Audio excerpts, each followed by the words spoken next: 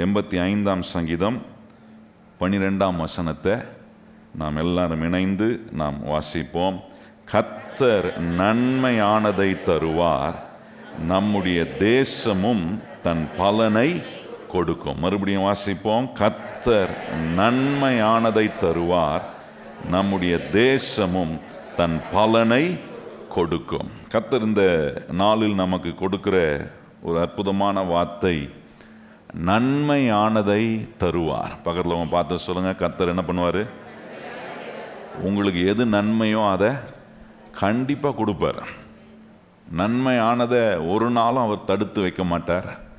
அந்த நன்மையானதை கர்த்தர் நமக்கு கொடுக்கிற தேவனாக இருக்கிறார். இந்த 85ஆம் சங்கீதத்தை நீங்கள் வாசித்தீங்கன்னா ஆண்டவர் ஏன் நன்மையானதை கொடுக்குறாரு அப்படின்றத நம்ம கவனிக்கும்போது இந்த குறிப்பிட்ட சங்கீதம் பல காரியங்களை அங்கே சொல்லுகிறத நம்ம பார்க்குறோம். ஏன் நன்மையானதை கொடுக்கிறார்? ஆண்டவர் அவர் சத்தியபரராக இருக்கிறார், உண்மை உள்ளவராக இருக்கிறார், நீதி உள்ளவராக இருக்கிறார், அன்புள்ளவராக இருக்கிறார், இரக்கம் உள்ளவராக இருக்கிறார். இதெல்லாம் அவருடைய ஸ்பாபமாக இருக்கிறதுனால நமக்கு நன்மையானதை கொடுப்பதில் தேவன் அதிக அக்கறை உள்ளவராக இருக்கிறார். இன்னொரு இடத்துல கூட பாருங்க, பல இடங்களில் ஆண்டவர் நமக்கு நன்மையானதை கொடுப்பதில் எவ்வளோ கவனம் உள்ளவராக இருக்கிறார். நிறைய நேரம் நமக்கு சில காரியங்கள் நம்முடைய வாழ்க்கையில் நடப்பதை வைத்து நமக்கு நன்மை கிடைக்குமோ கிடைக்காதோ என்கிற நிறைய சந்தேகங்களுக்குள்ளே நம்ம போய்விடுகிறோம். தேவன் தம்முடைய பிள்ளைகளாகிய இஸ்ரவேல் ஜனங்களை அவர்களுடைய உபத்திரவத்திலிருந்து கர்த்தர் அவர்களை நடத்தும் போது அவர்கள் தேவனை நோக்கி கூக்குரலிட்டார்கள். தேவனிடத்தில் அவர்கள் தங்களுடைய விண்ணப்பத்தை ஏறெடுத்தார்கள். கர்த்தர் அவர்களை விடுவிக்கும்படி வந்து அவர்களுக்கு நன்மை செய்வதற்கான காரியங்களை கர்த்தர் சொல்லுகிறார். இதில் நம்ம கவனிக்க வேண்டியது என்னன்னா, ஆண்டவர் தம்முடைய பிள்ளைகளுக்கு நன்மையை செய்வேன்னு பல முறை சொல்லி பல முறை நமக்கு ஆண்டவர் நினைப்பூட்டியும் நம்முடைய வாழ்க்கையின் சூழ்நிலைகளுக்குள்ளே நம்ம போகும்போது நிறைய நேரம் நன்மை கிடைக்குமா அப்படின்ற ஒரு டவுட் நம்முடைய வாழ்க்கையில் எழும்புது பாருங்க. இன்றைக்கி ஒருவேளை உங்களுடைய மனதுக்குள்ளே அப்படிப்பட்ட சந்தேகங்கள் அல்லது கேள்விகள் உங்களுக்குள்ளே இருக்குமானால் கர்த்தர் சொல்கிறாரு, கர்த்தர் நன்மையானதை தருவார், நம்முடைய தேசமோ அதனுடைய பலனை கொடுக்கும் என்று ஆண்டவர் சொல்கிறார். அப்போ நிச்சயமாக ஆண்டவர் நன்மையானதை கொடுக்கக்கூடிய கர்த்தராக இருக்கிறார். 68ஆம் சங்கீதத்தில் பாருங்கள், 19ஆம் வசனமோ அதை தான் அங்கே சொல்லியிருக்கு பாருங்க.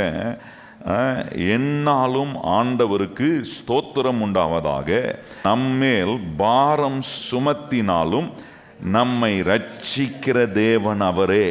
நல்லா கவனிங்கள், என்ன சொல்கிறாரு? நம்முடைய வாழ்க்கையை நன்மையினால் நிரப்புகிற, எத்தனை பாரங்கள் எத்தனை கடினமான சூழ்நிலைகளுக்குள்ளே நம்ம போக வேண்டியதாக இருந்தாலும் ஒன்று நம்ம விசுவாசிக்கணும். இந்த காலை நேரத்தில் கர்த்தர் எனக்கு நிச்சயமாய் நன்மையை அவர் கட்டளையிடுவார் என்பதில் நாம் கவனமாக இருக்கணும். 85ஆம் சங்கீதத்தில் நம்ம வாசித்த சங்கீதத்தில் 8ஆம் வசனத்தை கொஞ்சம் கவனித்து பாருங்கள். அங்கே சொல்லியிருக்கு, கர்த்தர் ஆகிய தேவன் விளம்புவதை கேட்பேன், அவர் தம்முடைய ஜனங்களுக்கும் தம்முடைய பரிசுத்தவான்களுக்கும் சமாதானம் கூறுவார், அவர்களோ மதிக்கேட்டுக்கு திரும்பாதிருப்பார்களாக. நல்லா கவனிங்க, என்ன சொல்றாரு? கர்த்தர் தம்முடைய பிள்ளைகளுக்கு சொல்லுகிறதை அதான் அவங்க கேட்கணும், அதன்படி நடக்கணும், அதை விட்டு விலகாமல் இருப்பாங்களாக என்று சொல்கிறார். இன்னைக்கு கர்த்தர் நமக்கு சொல்கிறது, ஆண்டவர் நன்மையை கட்டளையிடுவன்றார். நீங்கள் கவனிச்சு பாருங்கள், என்னாகும் 14ஆம் அதிகாரத்தில் ஆண்டவர் அவர்களை எல்லா காரியங்களையும் அவர்களை நடத்தி வந்து அவர்களுக்கு வேண்டிய எல்லா ஆலோசனைகளையும் கொடுத்து வாக்குத்தத்தங்களை கொடுத்து அதன் தடைகள் வரும்போதெல்லாம் அந்த தடைகளில் ஆண்டவர் அற்புதங்களை செய்து அவர்களுக்கு ஏராளமான நன்மைகளை கர்த்தர் செய்கிறார். இப்போ பாருங்கள், 13ஆம் அதிகாரத்தில் கவனிச்சிங்கன்னா ஆண்டவர் மோசேயிட்ட சொல்கிறாரு, நான் கொடுக்கும் தேசத்தை போய் அவர்களை வேவு பார்க்க சொல்லு. ஆண்டவர் நன்மையானதை கொடுப்பேன்னு சொன்ன கர்த்தர் சொன்ன வார்த்தையின்படி ஆண்டவர் இப்போ அவங்கள ஒரு முன்ருசியை பார்க்க வைப்பதுக்காக இஸ்ரவேலிலிருந்து 12 கோத்திரத்துக்கும் 12 தலைவர்களை நியமித்து அவர்கள் போய் உள்ளே வேவு பார்க்கிறார்கள். பார்த்துட்டு அவங்க சொன்ன ரிப்போர்ட் என்னன்னா, கர்த்தர் சொன்னபடி அது நல்ல தேசம்தான். அவர்கள் எல்லாரும் சொன்ன வார்த்தை, கர்த்தர் சொன்னபடியே அது நல்ல தேசம்தான், அங்கே நல்ல செழிப்பு இருக்கு, அங்கே நல்ல பாலும் தேனும் ஓடுகிறது. ஆனால் அந்த கர்த்தர் கொடுக்கும் நன்மையை விசுவாசிக்காத 10 பேர் தான். 10 கோத்திரம் இருந்துச்சு. மெஜாரிட்டி பாருங்க, கர்த்தர் நன்மையானதை கொடுப்பார்னா அதை சந்தேகப்படுற நிறைய பேர் இருப்பார்கள். ஆனால் அதை நம்புகிற ஒரு சில பேருக்கு கர்த்தர் நிச்சயமாய் அந்த நன்மையை ருசிக்கிற பாக்கியத்தை கொடுப்பார். எத்தனை பேர் அந்த சிலராக இருக்கிறீங்க? கர்த்தரை நான் நம்புகிறேன், கர்த்தர் எனக்கு நன்மையானதை அவர் கொடுப்பார், கர்த்தரை தேடி வருகிற எனக்கு அவர் நன்மையானதை கொடுப்பார். எத்தனை பேர் கையை உயர்த்தி சொல்றீங்க, கர்த்தரை தேடி வருகிற எனக்கு? அதை தான் சங்கீதக்காரன் சொல்றான், கர்த்தரை தேடுகிறவர்களுக்கோ ஒரு நன்மையும்.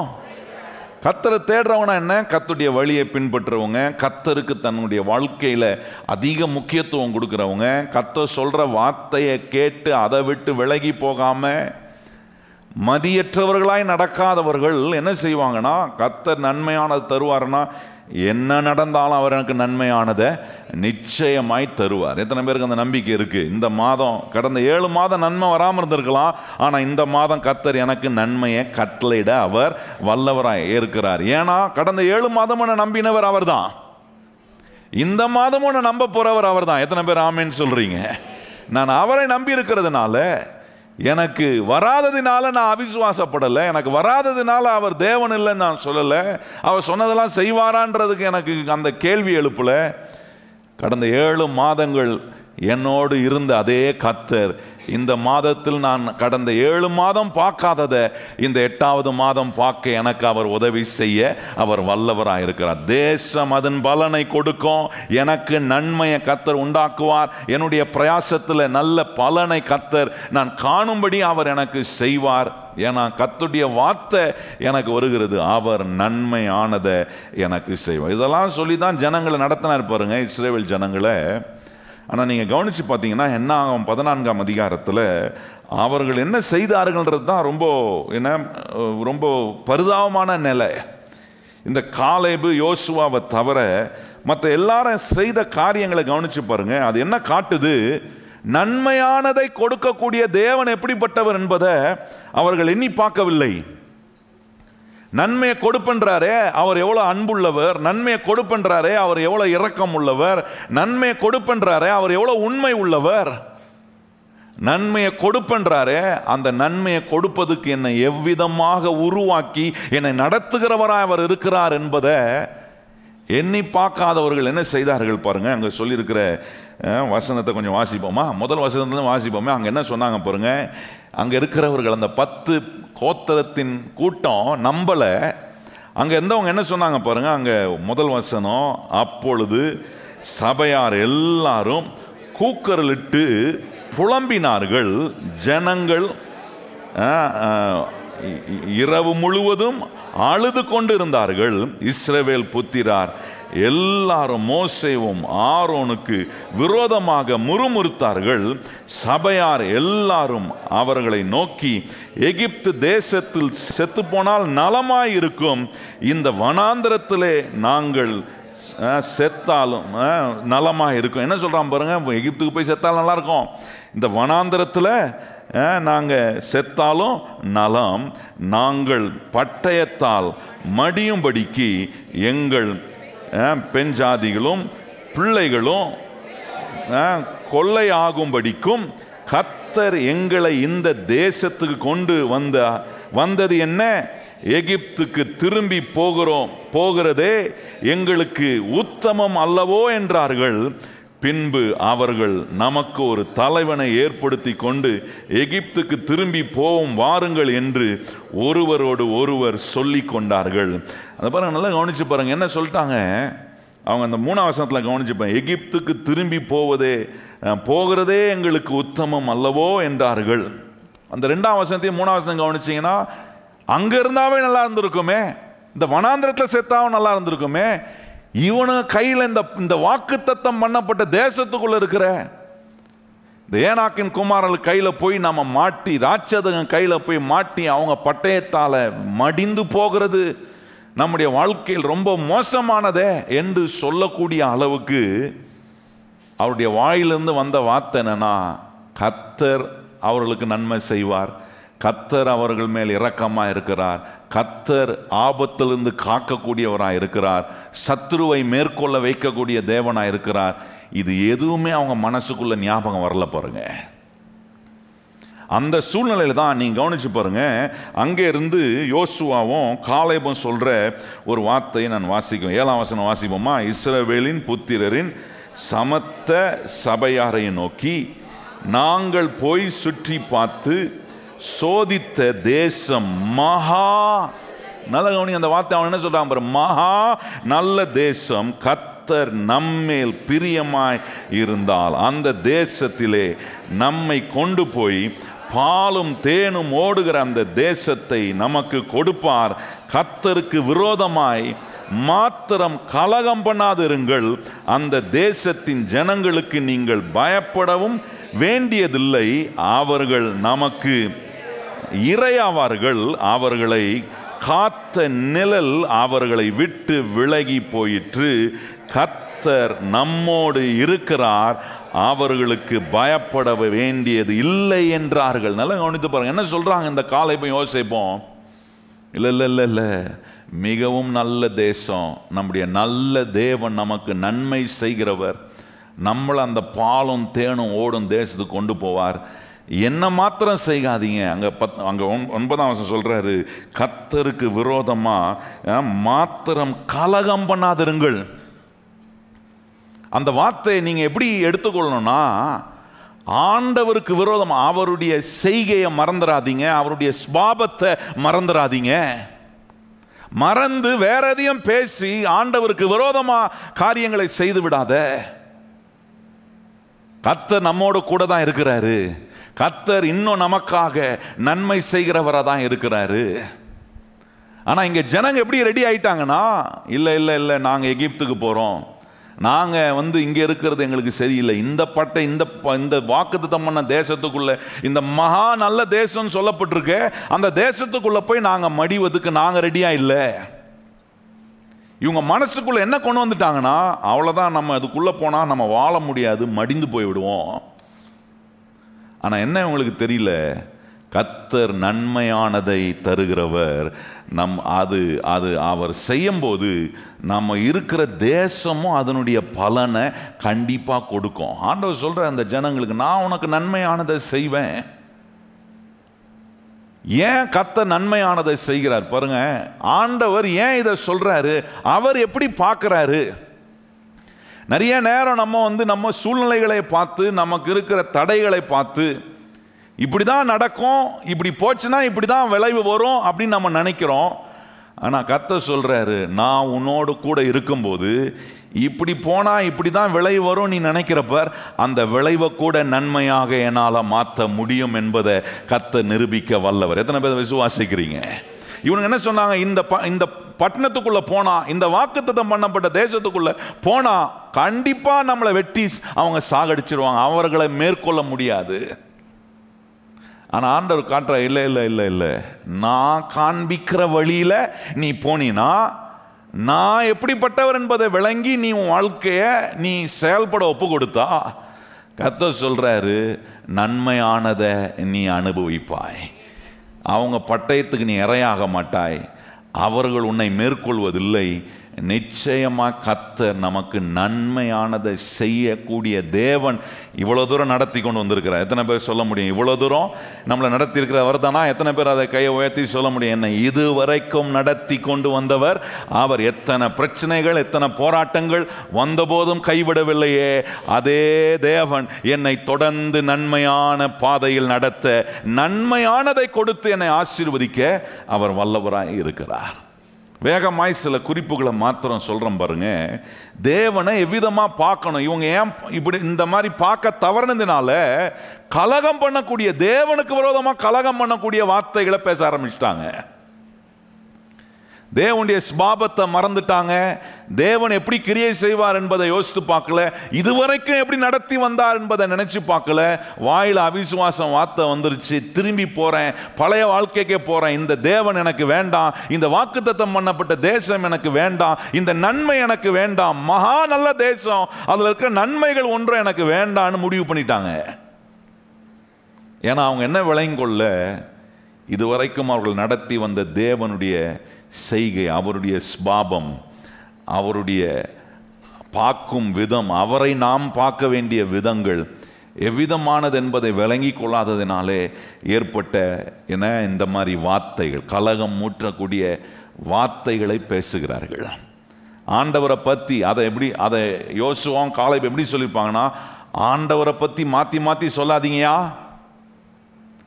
கர்த்தர் ஒரே மாதிரி தான் இருக்கிறார், அவர் நேற்றும் இன்றும் என்றும் மாறாது. கையை உயர்த்தி சொல்லுங்க, நம்முடைய ஆண்டவர் எப்படிப்பட்டவர்? நேற்றும் இன்றும். மாற்றி மாற்றி சொல்லக்கூடாது ஆண்டவரை. ஆண்டவர் மாறாதவர். ஆனால் நிறைய நேரம் நம்முடைய வாழ்க்கையின் சூழ்நிலைகளில் நம்ம போகும்போது ஆண்டவரை மாற்றி மாற்றி சொல்கிறோம். ஆனால் ஆண்டவர் காட்டுறாரு, நான் மாறாதவர், நான் இருக்கிற மாதிரி தான் இருக்கிறேன், என் சுபாபத்தை நான் மாற்றுவதில்லை, என் சுபாபம் நல்ல சுபாபம். அதனால தான் கர்த்தர் சொல்றாரு, கர்த்தர் நன்மையானதை எனக்கு அவர் தருவார். கையை உயர்த்தி சொல்லுங்க, கர்த்தர் மாறாதவர். அதனால கர்த்தர் எனக்கு என்ன பண்றாரு? நன்மையானதை தர்றாரு. ஆண்டவர் சொல்றாரு, நீ என்ன பண்ணாத, ஆண்டவருக்கு விரோதமா யோசுவா காலேப் சொல்றாங்க, என்ன கலகம் மாத்திரம் பண்ணாதீங்க அப்படின்னா ஆண்டவரை மாற்றி மாற்றி சொல்லாதீங்க. ஆண்டவர் என் சூழ்நிலை எதுவா இருந்தாலும் அவர் இன்னும் இப்படி தான் இருக்கிறாரு அப்படின்றத நம்ம விளங்கி தொடர்ந்து அவரை நம்பி, எதை நம்புறேன்? கர்த்தருடைய ஸ்பாபத்தை நம்பி நான் இன்னும் அவரை பற்றி பிடிக்கிறேன். அதுதான் ரொம்ப முக்கியம். ஏன் நான் ஆண்டவரை நம்புவதுக்கு எனக்கு இன்னும் அதிக வாஞ்ச இருக்குன்னா, அவருடைய ஸ்பாபத்தை அவருடைய கேரக்டரை, அவருடைய நேச்சரை நாம் புரிந்து கொள்ள எனக்கு ஒன்று தெரியுது, என்ன நடந்தாலும் இந்த தேவனை நான் ஆணித்தரமாக நம்பலாம் அப்படின்றது வருது பாருங்க. அதில் முதல் காரியம், 4 காரியம் இருக்குது, வேகமாக முதல் காரியத்தை சொல்கிறேன் பாருங்கள். முதல் காரியம், ஏன் இவர்கள் ஆண்டவரை நம்பாம இந்த கலகம் மூட்டக்கூடிய ஆண்டவரை மாற்றி மாற்றி பேசக்கூடிய ஒரு நிலைமை இந்த 10 கோத்திரத்தின் தலைவர்களுக்கு வந்தது காரணம் என்ன? காரணம் அவங்க என்ன புரிந்து கொள்ளனா, இந்த தேவன் இந்த மகா நல்ல தேசத்தை கொடுப்பேன்னு சொன்னாரே, கர்த்தர் நன்மையானதை தருவன் சொன்னாரே, அந்த தேவன் அன்புள்ளவராய் இருக்கிறார் என்பதை யோசிக்கல அவங்க. ஆண்டவர் எப்பொழுதுமே நம்மேல் அவர் வைத்திருக்கிற அன்பு மிக விலையேற பெற்றதா இருக்கிறது. His love is so precious. இந்த இஸ்ரவேல் மக்கள் எதை யோசித்து பார்க்கலனா, இப்படி பேசினவர்கள் இந்த மோசேவோடும் ஆரோனோடையும் கர்த்தர் சொன்னதை நாங்கள் பின்பற்ற மாற்றோம் என்று சொல்லி அவர்கள் பின்வாங்கி போனதுக்கு காரணம், அவர்கள் மடிந்து போனதுக்கு காரணம் என்னன்னா, என்ன யோசிக்கலனா, கர்த்தர் அவர்கள் மேல் வைத்திருந்த அன்பு எவ்வளவு விலையேற பெற்றது. ஆனா பரிசுத்த பவுல் சொல்லும்போது சொல்றாரு, ஆண்டவருடைய அன்பு எவ்வளவு விலையேற பெற்றதா இருக்கிறதுன்னு சொல்லும் போது, ரோமர் 8ஆம் அதிகாரத்தில் கவனிச்சு பாருங்க.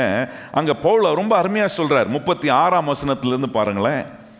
அங்க ஆண்டவருடைய அன்பை எப்படிப்பட்ட விதத்தில் வர்ணிக்கிறார் பாருங்க. அங்க அவர் சொல்ற, வாசிப்போமா? 8ஆம் அதிகாரம் 36ஆம் வசனம்.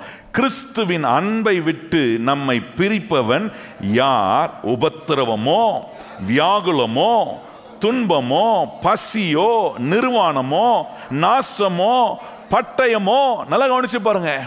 அந்த பட்டயமோன்ற வார்த்தை வருது பாருங்க. இவனுங்க பட்டயம் பார்த்த உடனே ஆண்டவருடைய அன்பை மறந்துட்டானுங்க. பிரச்சனையை பார்த்த உடனே ஆண்டவருடைய அன்பை மறந்து விட்டார்கள். இந்த தேவனுடைய அன்பை மறந்துட்டீங்கன்னா, நான் சொல்றேன், எல்லா கெட்ட ஸ்பாபங்கள் வெளியே வந்துடும். நீங்க கவனிச்சு பாருங்க. தீத்துவின் புஸ்தகத்தில் நீங்க வாசித்து பார்த்தீங்கன்னா, அந்த 3ஆம் அதிகாரத்திலிருந்து முதல் 3 வசனங்களை வாசித்து பாருங்க. அதுல எல்லா கெட்ட ஸ்பாபங்களை குறித்து சொல்லியிருக்கோம். அதை கொஞ்சம் போயிட்டு இப்படி வருவோமே, கொஞ்சம் அங்க தீத்துக்கு வாங்க ஒரு நிமிஷம். தீத்து 3ஆம் அதிகாரத்தில் பாருங்க. இந்த தேவனுடைய அன்பை நம்ம மறந்துட்டோம்னா, if you forget God's love upon your life, உங்க வாழ்க்கையின் மேல கர்த்தர் வச்சிருக்கிற அன்பை மறந்துட்டீங்கன்னா, நீங்கள் ஆண்டவரை மாற்றி மாற்றி பேசுகிறவங்களா மாறிடுவீங்க. அங்கே ரொம்ப அருமையாக சொல்கிறார் பாருங்கள், தீத்து 3ஆம் அதிகாரத்தில் பாருங்கள். ஏன்னா அங்கே முதல் வசனத்துலேருந்து எப்படி ஆரம்பிக்கிறார் பாருங்க, வாசிப்போமா? துரைத்தனங்களுக்கும் அதிகாரங்களுக்கும் கீழ்ப்படிந்து அடங்கி இருக்கவும் சகலவிதமான நற்கிரியைகளையும் செய்ய ஆயத்தமாக இருக்கவும் ஒருவனையும் தூஷியாமலும். பாருங்க, நல்லா கவனிங்க அந்த வார்த்தை எப்படி அந்த கேரக்டரை சொல்லுது பாருங்க. ஒருவனையும் தூஷியாமலையும் சண்டை போடாமலும் பொறாமை உள்ளவர்களாய் எல்லா மனுஷருக்கும் சாந்த குணத்தை காண்பிக்கவும் அவர்களுக்கு நினைப்பூட்டி, ஏனெனில் முக்காலத்திலே நாமும் புத்தியினராயும் கீழ்ப்படையாதவர்கள். நல்லா கவனிங்க அந்த வார்த்தை பாருங்க, 3ஆம் வசனம். முக்காலத்திலே அப்படின்னா பிஃபோர் எப்படி இருந்தேன்? அந்த பிஃபோர் என்ன? ஆண்டவருடைய அன்பை நான் புரிந்து கொள்ளாம, ஆண்டவர் அன்புள்ளவராய் இருக்கிறாரு என்பதை புரிந்து கொள்ளாத போது தேவனுடைய அன்பை ஒரு மனுஷன் யோசிக்காம போகும்போது எல்லா கெட்ட கேரக்டர் வெளியே வரும். அதான் சொல்றாரு, அந்த எல்லா கெட்ட கேரக்டரிலும் தான் 3ஆம் வசனம் சொல்றாரு. அப்புறம் 4ஆம் வசனம் பாருங்க, நம்முடைய இரட்சகர் ஆகிய தேவனுடைய மனுஷர் மேல் உள்ள அன்பு பிரசித்தமான போது, நல்ல கவனிங்கள், அவருடைய அன்பு பிரசித்தமான போது, அந்த அன்பை நான் புரிந்து கொள்ள ஆரம்பிக்கும் போது இப்போ எனக்குள்ள நல்ல மாற்றங்கள்லாம் வருது. அதை தான் இங்க பவுல் சொல்றாரு, இந்த அன்பை நான் தேவனுடைய அன்பை புரிந்து கொண்ட உடனே எனக்கு விளங்குது, என்ன நடந்தாலும் அந்த அன்பை விட்டு என்னை பிரிக்க மாட்டாது என்பதை நான் அறிந்திருக்கிறேன். அங்க சொல்றாரு பாருங்க, ரோமர் 8 சொல்றாரு, என்ன சொல்றாரு? கிறிஸ்துவின் அன்பை விட்டு நம்மை பிரிப்பவன் யார்னு கேட்டு எல்லா கடினமான பாதைகளை சொல்றார். உபத்திரவங்கள், பிரச்சனைகள், என்ன வியாகுலங்கள், பட்டினி, பட்டயம். 37ஆம் வசனம் பாருங்க, இவைகள் எல்லாவற்றிலும் நாம் நம்மில் அன்பு கூறுகிறவராலே முற்றும் ஜெயம் கொள்கிறவர்களாய் இருக்கிறோம். மரணமானாலும் ஜீவனானாலும் தேவ தூதர்கள் ஆனாலும் அதிகாரங்கள் ஆனாலும் வல்லமை ஆனாலும் நிகழ்காலங்கள் ஆனாலும் வரும் காலங்கள் ஆனாலும் உயர்வானாலும் தாழ்வானாலும் வேற எந்த சிருஷ்டி ஆனாலும் நம்முடைய கர்த்தர் ஆகிய இயேசு கிறிஸ்துவின் உள்ள தேவனுடைய அன்பை விட்டு நம்மை பிரிக்க மாட்டாது என்று என்ன ஆணித்தரமா சொல்றாரு பாருங்க. இதுல என்ன நம்ம கவனிக்கிறோம்? இந்த பவுல் வியாகுலத்தை பார்க்கல, உபத்திரவத்தை பார்க்கல, பட்டயத்தை பார்க்கல, அது நடுவே என் ஆண்டவருடைய சுபாவம் எப்படிப்பட்டதா இருக்குன்னு பார்த்தா. இந்த இஸ்ரவேல் மக்கள் என்ன பார்க்கல? பட்டயத்தை பார்த்த உடனே இதுவரைக்கும் அன்பா நடத்தி வந்தாரு, வனாந்திரத்தில் சாப்பிட கொடுத்தாரு, நமக்கு பாதுகாப்பை கட்டளையிட்டாரு, நமக்கு தேவையானதெல்லாம் தேவையான நேரத்தில் கொடுத்தாரு. இந்த தேவன் நம்மோடு இருக்கிறார், அவருடைய அன்பு நமக்கு விளையேற பெற்றதா இருக்கு. இந்த தேவனுடைய அன்பை நான் என் வாழ்க்கையில் நிராகரிக்க கூடாது. நிராகரிக்கிற மாதிரி, கலகமுற்ற மாதிரி வாயை திறந்து ஆண்டவரை மாத்தி மாத்தி பேசக்கூடாது. ஆண்டவர் மேல உள்ள நம்பிக்கை நான் எடுத்து விடக்கூடாது. இதுதான் ரொம்ப முக்கியம் பாருங்க.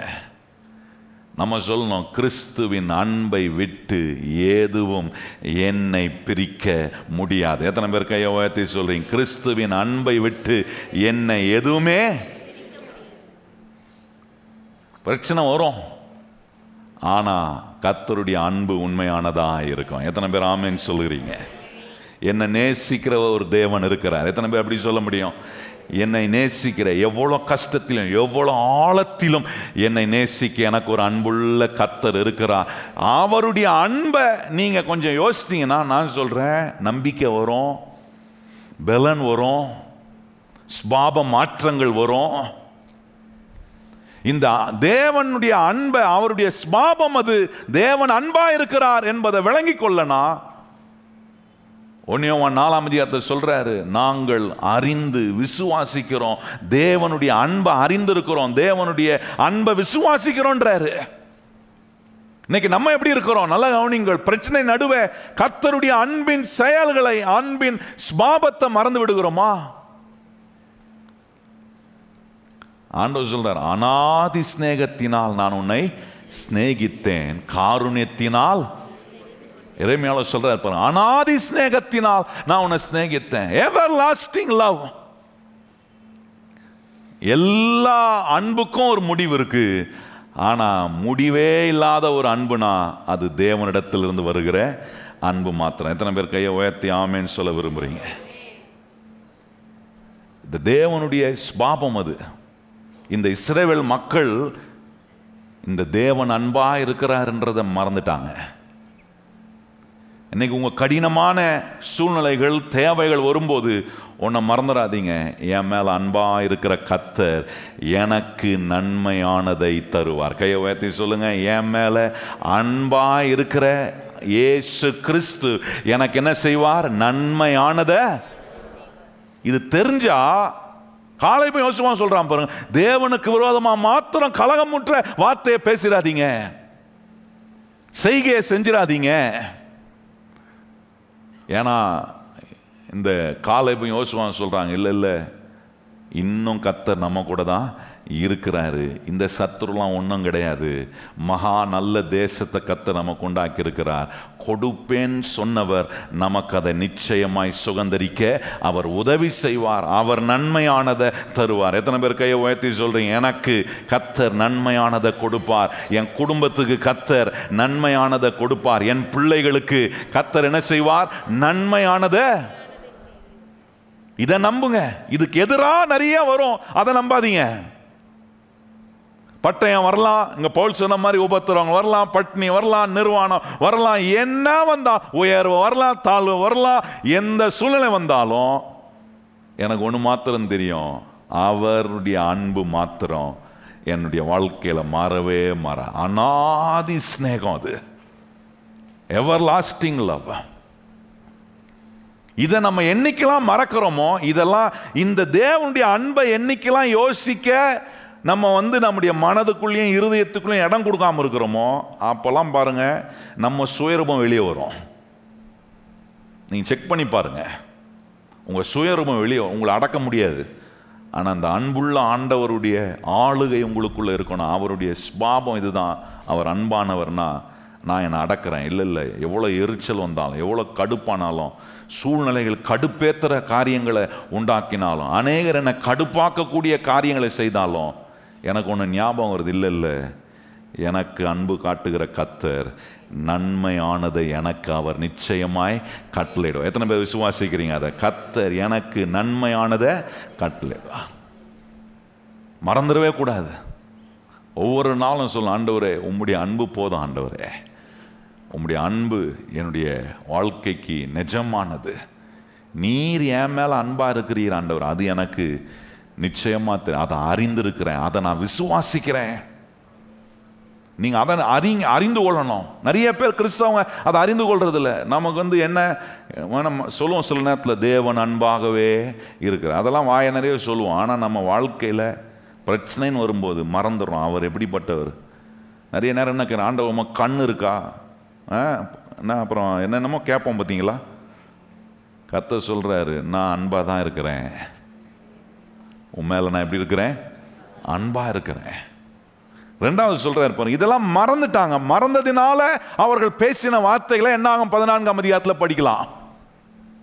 என்னாகும் 13ஆம் அதிகாரத்தில் என்ன பண்ணாங்க? ஜனங்களை போய் அவங்க கலகம் மூட்டினார்கள். என்ன சொன்னாங்க? இல்லை இல்லை இல்லை, இவனெல்லாம் நம்பாதீங்க,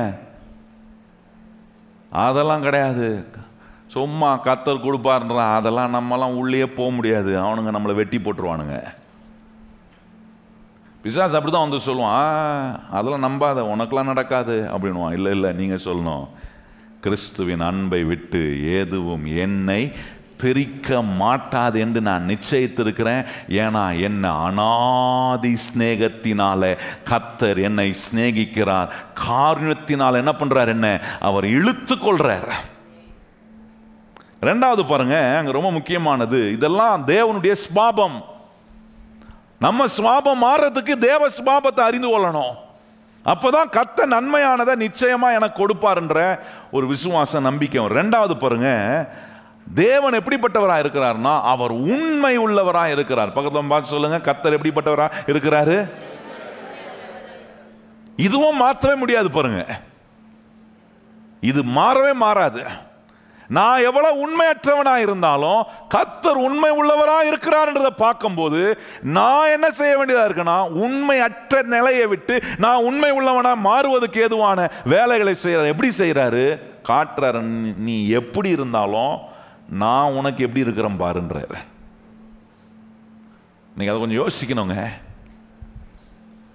தேவன் உண்மை உள்ளவராக இருக்கிறார். பாருங்க, அங்கே சொல்லியிருக்கு, அங்கே புலம்பல்ல நீங்கள் கவனிச்சிங்கன்னா அங்கே சொல்லியிருக்கு, காலைதோறும் கர்த்தருடைய கிருபைகள் புதியதாக இருக்கிறது. அது கூட ஒரு வார்த்தை வருது பாருங்க. என்ன சொல்கிறாரு? அவர் எவ்வளோ நீதி உள்ள தேவனா, எவ்வளோ உண்மை உள்ள தேவனாக இருக்கிறார் பாருங்க. அங்கே சொல்லியிருக்கிற வார்த்தையை கொஞ்சம் வாசிக்க விரும்புகிறேன். எடுப்போமா? புலம்பல் 3ஆம் அதிகாரம் 23ஆம் வசனம் பாருங்க. அவைகள் காலைதோறும் புதியவைகள், உமது உண்மை பெரிதாய். எல்லாரும் சொல்லுங்க, வாய் திறந்து, உமது. வாசிங்க வாசிங்க, எல்லாரும் வாசிங்க. கர்த்தருடைய உண்மை. சொல்லுங்க வாய் திறந்து, கர்த்தருடைய உண்மை.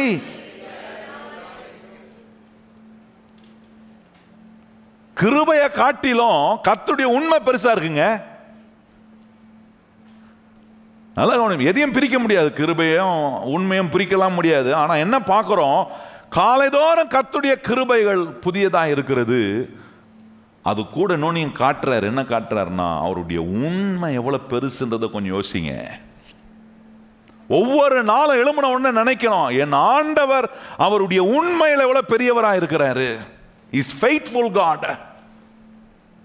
இந்த இஸ்ரவேல் மக்கள், கர்த்தர் உண்மை உள்ளவர், அவருடைய உண்மை எவ்வளவு பெரியதாக இருக்கிறது. அவர் வாக்கு சொன்னா அவர் வாக்கு மாற மாட்டார். பொய் உரைக்கிற தேவன் அல்ல,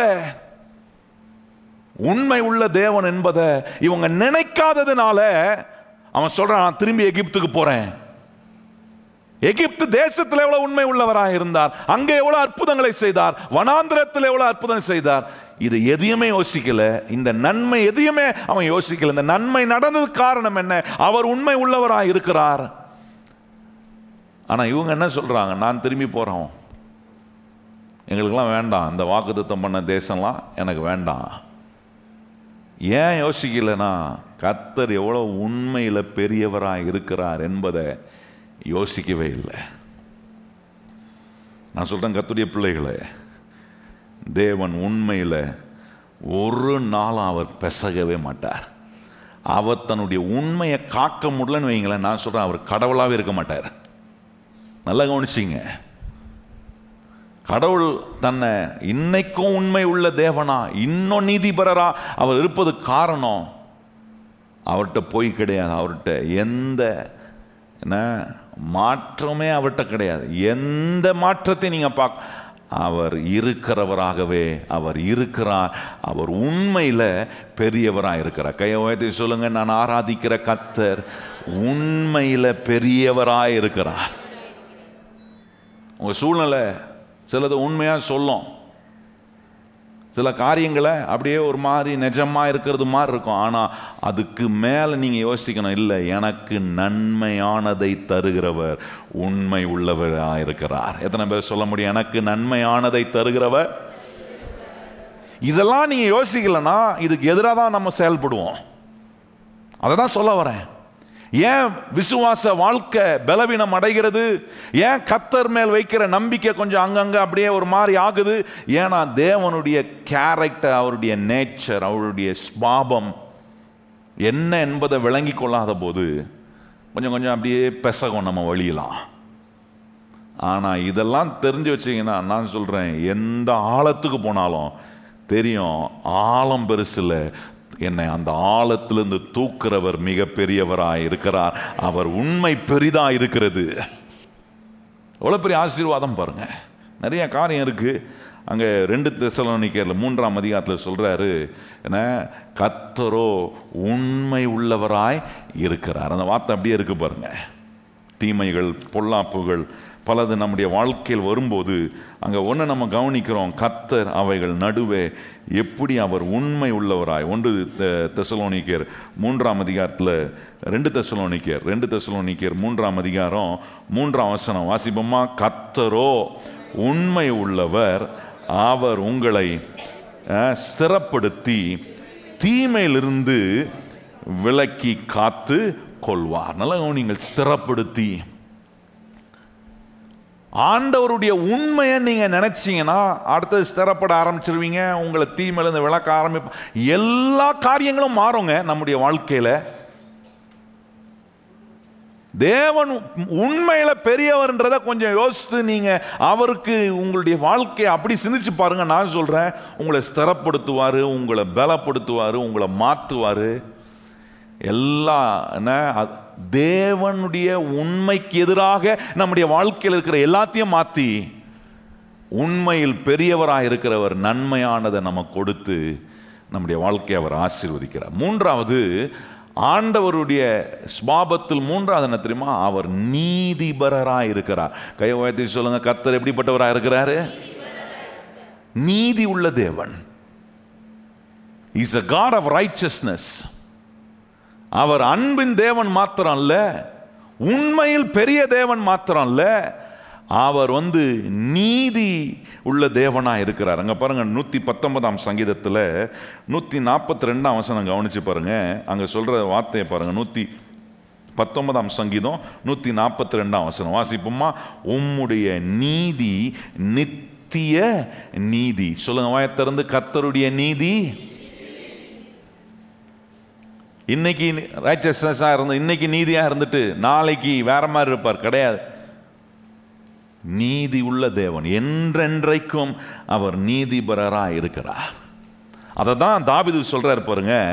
23ஆம் சங்கீதத்தில் சொல்றாரு. என்ன சொல்றார்? நீதி உள்ள தேவன். எப்படிப்பட்ட நீதி உள்ள தேவன்? அவருடைய நீதி நித்திய நீதியாக இருக்குன்னு சொல்றாரு. சொன்ன தாவீது எங்க சொல்றாரு பாருங்க, 3ஆம் வசனம். அவர் என் ஆத்துமாவை தேற்றி தம்முடைய நாமத்தின் நிமித்தம் என்னை, எல்லாம் சொல்லுங்க, என்ன பண்றாரு?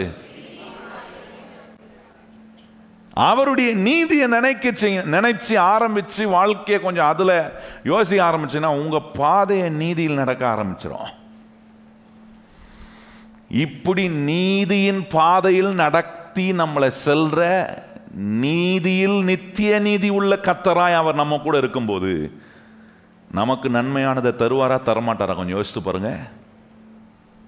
நிச்சயமா நமக்கு எது நன்மையோ நன்மையானதை கர்த்தர் கொடுப்பார். அப்படி தேவ நீதியில, அந்த தேவ நீதியை கொஞ்சம் யோசித்து தேவ நீதியில நம்ம நடக்கும்போது நன்மையானதை கொடுக்கிற கர்த்தர் 112ஆம் சங்கீதம் 3ஆம் வசனம் சொல்லியிருக்கு பாருங்க. ஆஸ்தியும் ஐஸ்வர்யமும் அவன் வீட்டில் இருக்கும், அவனுடைய நீதி என்றென்றைக்கும் இருக்கும்ன்றாரு. நன்மையான காரியத்தை கொடுக்கும் போது கர்த்தர் என்ன பண்றார்? அவர் ஸ்வாபத்தை காட்டுறார். எவ்வளவு அன்புள்ளவர், எவ்வளோ உண்மை உள்ளவர், எவ்வளோ நீதிபரர். நீதி உள்ள தேவன் நம்மளை அவருடைய நீதியின் பாதையில் நடத்தும் போது நன்மைகள்லாம் வீட்டுக்குள்ள நன்மைலாம் இருக்கும். ஆஸ்தியும் ஐஸ்வர்யமும் அந்த நீதியின் பாதையில் நடக்கிற ஒரு மனுஷனுடைய வாழ்க்கையில் கர்த்தர் நன்மையாக கொண்டு வருவார் எல்லாத்தையும். நல்ல கவனிங்கள். ஒன்னில்லாத ஓட்டாண்டியாக இருக்க மாட்டேன். ஆண்டவருடைய நீதியை நினைக்கும் போது நீதி நித்திய நீதி, அவருடைய நீதி நித்திய நீதியாக இருக்கின்றத நினைக்க நினைக்க அதை கொஞ்சம் நான் யோசிக்க என்ன கர்த்தர் அவர் நீதிமான் ஆக்கிறார். இது என்னுடைய கிரியையினால் ஆகிற ஒன்றல்ல. அவரை குறித்து யோசித்து எப்படிப்பட்ட இருந்த என்னை எப்படிப்பட்டவனா மாற்றுவதற்கு அவருடைய நீதி எனக்கு கொடுக்கிறார் என்பதை விசுவாசிக்க சங்கீதக்காரன் தாவீது சொல்றார், அவர் என்னை நீதியின் பாதையில் நடத்துகிறார். நீதியின் பாதையில் நடக்கிற ஒரு மனுஷனுக்கு நன்மையை கொடுக்காம இருக்க மாட்டாரு. அவனுடைய வீட்டுக்குள்ள ஆஸ்தியும் ஐஸ்வர்யத்தையும் கொண்டு வருவார், நன்மையை கொண்டு வருவார். அவனுடைய நீதி என்றென்றைக்கும் நிலைத்திருக்கும்படி செய்கிறார். நீதிமானுடைய சந்ததி எப்போல நம்முடைய சந்ததியை கர்த்தர் மாத்துகிறார். இது எப்போ நடக்குது? ஆண்டவர் எவ்வளோ நீதிபரரா, அவருடைய நீதி நித்திய நீதியா இருக்கு. இதெல்லாம் யோசிக்கல பாருங்க. இந்த இஸ்ரவேல் மக்கள் இதெல்லாம் யோசிக்காம வாயத்திறந்து ரொம்ப சுலபமா அவிசுவாசமா தேவனுக்கு எதிராக வாயத்திறந்து பேசுறாங்க. நல்லா நீங்கள் ஒரு வார்த்தையை நம்ம ஆண்டவருக்கு எதிராக பேசுறோம்னா 1000 முறை யோசிக்கணும். எந்த விதத்திலும் நான் சொல்றபடி எந்த சூழ்நிலையில் எவ்வளவு நியாயமான காரியங்கள் உங்களுக்கு நடந்திருந்தாலும் ஆண்டவர் தப்பானவர் கிடையாது. அவர் நீதி உள்ளவராக தான் இருக்கிறார். அவர் உண்மை உள்ளவராக தான் இருக்கிறார். அவர் அன்புள்ளவராக தான் இருக்கிறார். அதை நமக்கு நடக்கிற காரியத்தை வச்சு அவர் தன்னுடைய சுபாவத்தை மாற்றுறவர் இல்லை. அவருடைய சுபாவம் அதுதான். நான் விளங்கி கொள்ள எனக்கு புரிஞ்சுக்கிறதுக்கு கொஞ்சம் நாள் ஆச்சு. ஆனால் அந்த காலேபும் யோசுவாவும் புரிந்து கொண்டார்கள். கர்த்தருடைய அன்பு நம்ம மேலே விலையேறப்பெற்றதாக இருக்குது. கர்த்தருடைய உண்மை நமக்கு எவ்வளோ பெருசாக இருக்குது. கர்த்தருடைய நீதி எவ்வளோ ஆசீர்வாதமானது. கடைசியாக ஆண்டவருடைய சுபாவத்தை நிறைய சொல்லாங்க. ஆனால் இது மேஜர். இந்த 4 காரியங்கள் ரொம்ப பிரதானமானது. 4வது சொல்றாரு, கர்த்தருடைய சுபாவம் எப்படிப்பட்டது? அவர் சமாதானத்தை கொடுக்கிறவர். Is peace. சமாதானத்தின் தேவன். நம்முடைய தேவன் யாரு? கலகத்தின் தேவன் அல்ல, அவர் சமாதானத்தின் தேவன். கலக்கமடைந்திருக்கிற வாழ்க்கைக்குள்ள தேவன் சமாதானத்தின் தேவன்றதை கொஞ்சம் யோசிக்க ஆரம்பிச்சீங்கன்னா, நன்மையானதை கர்த்தர் நிச்சயமா உங்க குடும்பத்துக்குள்ள, உங்க வாழ்க்கைக்குள்ள, உறவுக்குள்ள கொண்டு வருவார். நிறைய குடும்பத்தில் இந்த சமாதானம் இல்லையே, சந்தோஷம் இல்லையே. இந்த தேவன் சமாதானத்தின் தேவன்றத நீங்க யோசிக்க ஆரம்பிக்கும் போது நன்மையானது கண்டிப்பா உங்களுக்கு வரும். இந்த பூமி உங்களுக்கு பலன். அப்படின்னா நீங்க எங்க போய் வேலை செய்றீங்களோ, எங்க உங்க கையின் பிரயாசத்தை நீங்க வைக்கிறீங்களோ, நீங்க எதுலெல்லாம் கை வைக்கிறீங்களோ, கர்த்தருடைய சமாதானம் உங்களுக்கு உண்டாகணும். அவர் சமாதானத்தின் தேவன்றதை கொஞ்சம் யோசிச்சு நீங்க வேலை செய்ய ஆரம்பிப்பீங்கன்னா, அந்த சமாதானம் உங்களுக்குள்ள வேலை செய்வதுக்கு இடம் கொடுப்பீங்கன்னா, நான் சொல்றேன் கர்த்தருடைய பிள்ளைகளே, எல்லாவற்றிலும் உலகம் கொடுக்கறது இல்லை, தேவன் கொடுக்கிற சமாதானம். ஏசாயா 26ஆம் அதிகாரம் 12ஆம் வசனம் பாருங்க. ஏசாயா 26:12 வசனத்தில் அங்கே சொல்லியிருக்கிற வார்த்தையை கொஞ்சம் வாசிப்போமா? ஏசாயா 26:12. கர்த்தாவே எங்களுக்கு சமாதானத்தை கட்டளையிடுவீர், எங்கள் கிரியைகள் எல்லாம் எங்களுக்காக நடத்தி வருகிறவர். சமாதானத்தை கட்டளையிடும் போது கிரியைகள் எல்லாம் நடத்துகிற நம்முடைய கிரியைகள் எல்லாம் அது விளங்கக்கூடியதா மாறிடும். நான் வேலை செய்யறதுல, நான் உழைக்கிறதுல ஒரு பெரிய சமாதானம் இருக்கும். நிறைய பேர் போய் உழைப்பாங்க, ஆனால் அதுக்கு உண்டான ஒரு சந்தோஷமே இருக்கிறது இல்லை. காரணம், சமாதானத்தின் தேவன், அவர் சமாதானம், அவர் சமாதானத்தின் தேவனாக இருக்கிறார். எவ்வளோ அருமையாக சொல்லியிருப்பாங்க. சமாதானத்தை அவர் கட்டளை எடுக்கிறாராம். எங்கள் கிரியைகள் எல்லாம் எங்களுக்காக நடத்தி வருகிறவர். எங்கள் கிரியைகள் எல்லாம் நடத்தி வருகிறவர் நீரே. சமாதானத்தை நீங்க உங்க வாழ்க்கையில யோசித்து, நான் கேட்கிறேன், இந்த 10 கோத்திரத்தின் ஆளுங்க வாயை திறந்து லப லப லப லபன்னு பேசினானுங்களே, அவனுக்கு என்ன இல்லை? சமாதானம் இல்லை. தேவன் தேவன் கலகத்தை உண்டு பண்றவரா? இவ்வளோ தூரம் என்ன வாக்குத்தத்தம் பண்ணப்பட்ட தேசத்துக்கு என்ட்ரன்ஸ் கொண்டு வந்துட்டு அங்க இவனுங்களெல்லாம் வெட்டி சாகிறதுக்காக விட்டுருப்பாரு? அவ்வளோ மோசமானவரா? அவ்வளோ அன்பு இல்லாத தேவனா? அவ்வளோ உண்மை இல்லாத தேவனா? அவ்வளோ நீதி இல்லாத தேவனா இவரு?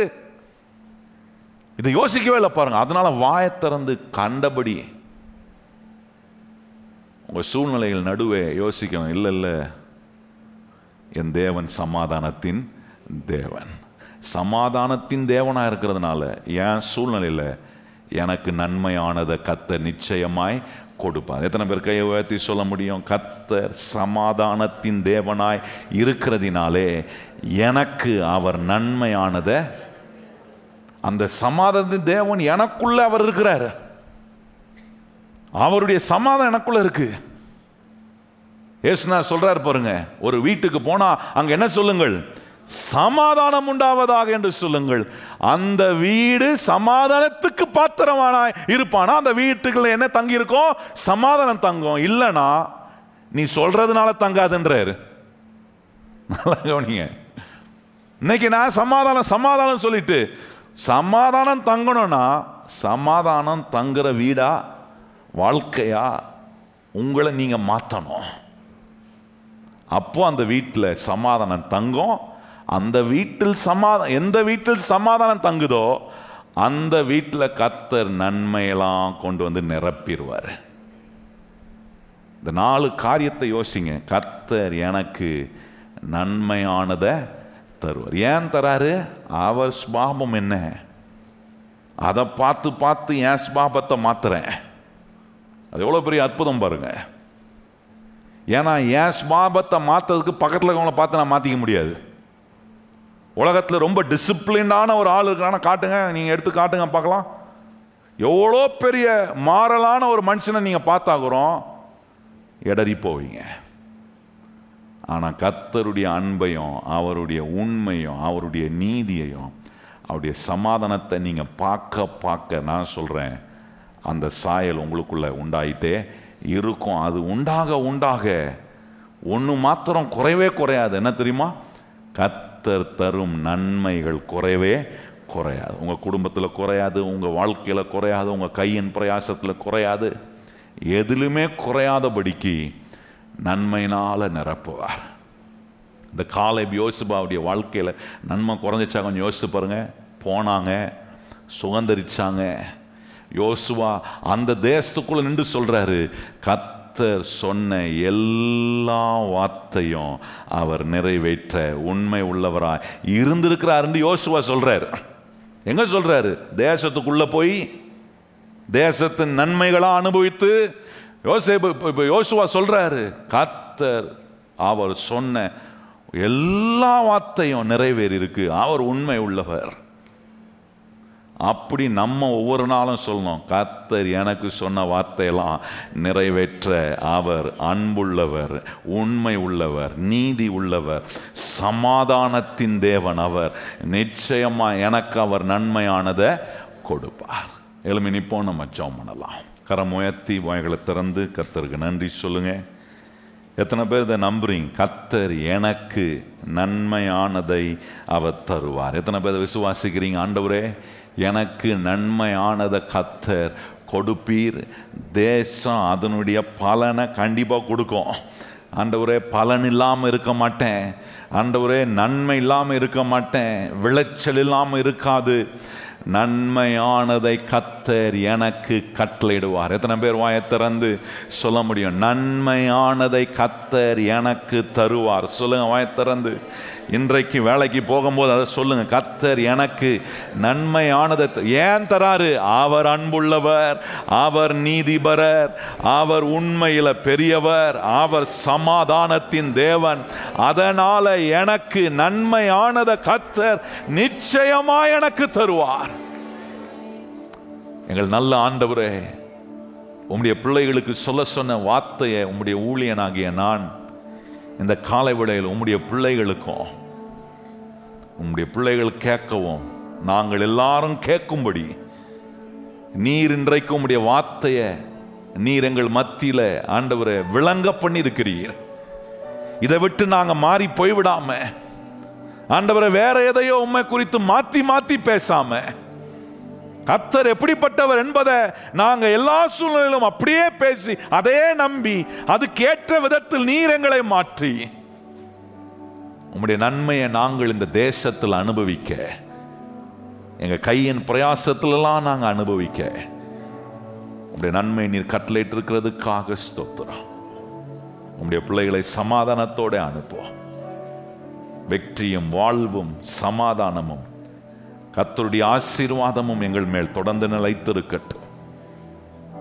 தேவ கிருபைக்கு எங்களை முழுமையாய் இந்த நாட்களில் எங்களை ஒப்புக் கொடுக்கிறோம். பலமாய் எங்களை நீர் ஆண்டு வழி நடத்து.